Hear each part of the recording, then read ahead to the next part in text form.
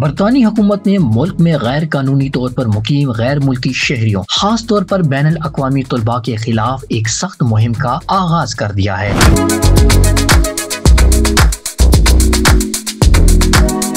حکومت کی جانب سے ان طلباء کو واضح انتباہ جاری کر دیا گیا کہ اگر وہ اپنے اسٹوڈنٹ ویزا کی مقررہ مدت ختم ہونے کے بعد بھی برطانیہ میں قیام پائے گئے تو انہیں فوری طور پر ملک بدر کر دیا جائے گا۔ اس حوالے سے برطانوی میڈیا کی رپورٹ کے مطابق برطانیہ کے ہوم آفس نے اس سلسلے میں ہزاروں بین الاقوامی طلباء کو ای میلز اور ٹیکسٹ میسیجز کے ذریعے انتباہ بھی کر دیا۔ ان پیغامات میں طلباء کو ان کے ویزے کی میعاد ختم ہونے کی تاریخ سے آگاہ کر دیا گیا ہے اور ساتھ ہی یہ واضح کر دیا گیا کہ اگر وہ وقت پر ملک چھوڑنے میں ناکام رہے تو ان کے خلاف کارروائی عمل میں لائی جائے گی۔ حکومت نے یہ اقدام بین الاقوامی طلباء میں ویزے کی مدت ختم ہونے کے بعد پناہ کی درخواستیں دینے کے رجحان میں ہونے والے تشویشناک اضافے کے رد عمل میں اٹھایا ہے۔ ہوم سیکریٹریٹ یونٹ کوپر نے اس بات پر تشویش کا اظہار کرتے ہوئے کہا کہ ان کے محکمے کو ایسے طلباء کی جانب سے بھی پناہ کی درخواستیں موصول ہوئی ہیں جن کے اپنے ممالک میں کوئی خاص صورتحال تبدیل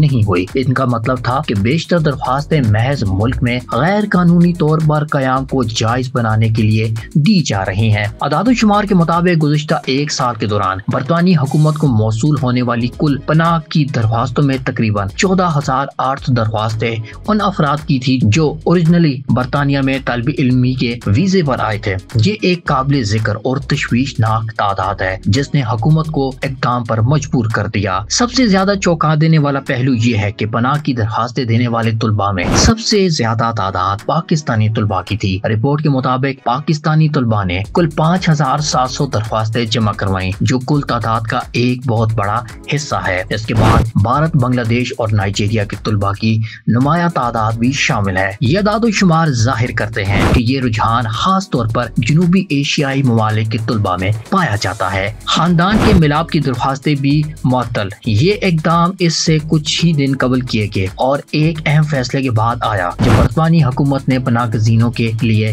خاندان کے افراد کو بلانے کی نئی درخواستیں عارضی طور پر معطل کر دی تھی۔